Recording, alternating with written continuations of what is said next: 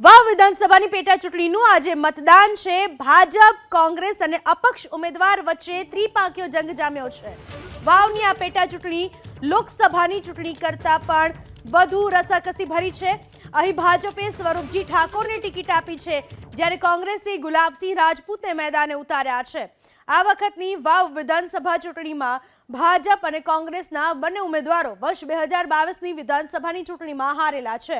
જો કે ભાજપમાંથી બળવો કરીને અપક્ષ ઉમેદવારી નોંધાવેલા માવજી પટેલે ભાજપ અને કોંગ્રેસનું ગણિત બગાડી નાખ્યું હોય એવું લાગી રહ્યું છે।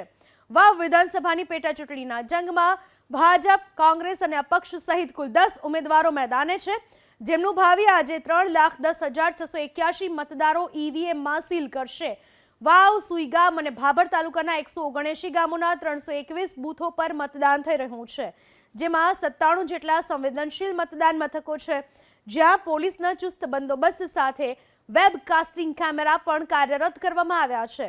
આ ઉપરાંત મતદાન પ્રક્રિયામાં કાયદો વ્યવસ્થા ન કથળે એ માટે 1500 સુરક્ષાકર્મીઓ ખડે પગે છે। 4 ડીવાયએસપી, 8 પીઆઈ, 30 પીએસઆઈ સહિત પોલીસ કર્મીઓ ખડે પગે।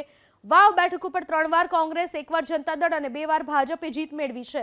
મતદાન પહેલા ભાજપના ઉમેદવાર સ્વરૂપજી ઠાકોરે પોતાના ઈષ્ટદેવની પૂજા અર્ચના કરી અને જીતના આશીર્વાદ મેળવ્યા। પૂજા અર્ચના બાદ સ્વરૂપજી ઠાકોર માતા પિતાના આશીર્વાદ લઈ વિયોગ શાળાના મતદાન કેન્દ્ર ઉપર મતદાન માટે રવાના થયા।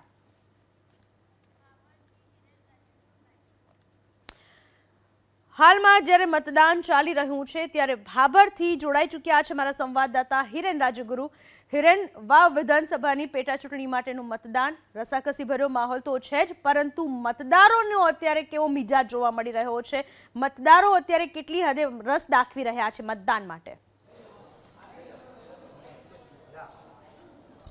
પૂનમ, ભાભર શહેરની અંદર છું। આ શહેરી વિસ્તાર છે। આપને દ્રશ્યો બતાવવાનો પ્રયાસ કરશે મારા સહયોગી જયરામ રબારી। આપ દ્રશ્યની અંદર જુઓ છો એ પ્રમાણે મતદારો પોતાના મતાધિકારનો ઉપયોગ કરવા માટે થઈ અને મતદાન બૂથ સુધી પહોંચી રહ્યા છે। આપ દ્રશ્યની અંદર જોશો એ પ્રમાણે અહીંયા મતદારો મતદાન કરવા માટે પહોંચ્યા છે। સૌથી મહત્વપૂર્ણ બાબત કે આપે જે કહ્યું કે રસ કેટલો દાખવી રહ્યા છે, તો એક વસ્તુ હું સ્પષ્ટ કહીશ કે વિધાનસભાની સામાન્ય ચૂંટણી હોય કે લોકસભાની ચૂંટણી હોય, ત્યારે વહેલી સવારે મતદાન પ્રક્રિયા 7 વાગે શરૂ થાય એ પહેલા જ ગ્રામીણ વિસ્તાર હોય કે શહેરી વિસ્તાર હોય ત્યાં લાંબી કતારો જોવા મળતી હોય છે, પરંતુ અહીંયા મતદાનની પ્રક્રિયા શરૂ થઈ ગઈ 7 થી 7:30 વાગ્યા સુધી। તો ગ્રામીણ વિસ્તાર અને શહેરી વિસ્તારની અંદર ગણા ગાંઠા એટલે કે એકલ દોકલ મતદાર જોવા મળતા હતા। જો કે હવે સમય વીતી રહ્યો છે ત્યારે આ શહેરી વિસ્તારનું મતદાન બૂથ છે અને અહીંયા મતદારો જોવા મળી રહ્યા છે। જો કે લાંબી કતાર અહીંયા શહેરી વિસ્તારમાં નથી, પરંતુ હા, ચોક્કસથી ગ્રામીણ વિસ્તારમાં અત્યારે લાંબી કતારો જોવા મળી રહી છે, કારણ કે પશુપાલન અને ખેતીના વ્યવસાય સાથે જોડાયેલા મતદારો પોતાનું રોજિંદુ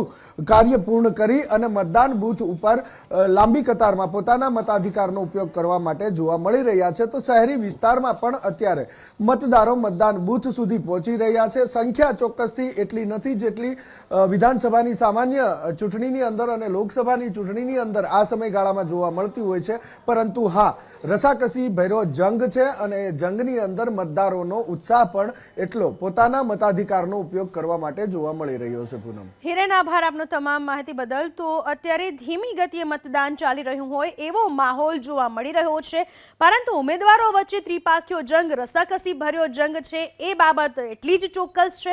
ત્રણેય ઉમેદવારોએ પોતાની રીતે પૂરા પ્રયાસો કર્યા છે। ગુલાબસિંહ રાજપૂત હોય કે પછી સ્વરૂપજી ઠાકોર હોય, માવજીભાઈ પટેલ હોય, બધાએ પૂરું એડી ચોટીનું જોર આ વખતે લગાવેલું છે। ટકા અમને જીતનો વિશ્વાસ છે। આ વખતે અઢારે આલમનો એક જ નારો છે, કમળ ખીલાવવું છે, કમળ ખીલાવવું છે। આ વખતે અઢારે આલમ પરિવર્તન ચાહે છે। આ વખતે લોકો કમળને ખીલાવવા માટે આતુર છે અને ખૂબ લોકોની પણ લાગણી છે કે આ વખતે અમારે કમળ ખીલાવવું છે અને કમળ માટે લોકો અત્યારથી જ ઉષ્માભેર લાઈનો લાગી ગઈ છે। મતદાન મથકમાં ઉપર મોટી મોટી લાઈનો છે અને લોકો ખૂબ વિશ્વાસથી કમળને વોટ આપી રહ્યા છે અને કમળને જીતાડશે। અમારા મેઇન પ્રશ્નો છે, પાણીના પ્રશ્નો હોય, રોડ રસ્તાના પ્રશ્નો હોય, આરોગ્યના હોય, અહીં અમારે રોજગારીનો પણ પ્રશ્ન છે। રોજગારીનો પણ અમારે જીઆઈડીસી અહીં લાવી અને લોકોને રોજગારી મળે રહે એના માટે પૂરા પ્રયત્નો રહેશે।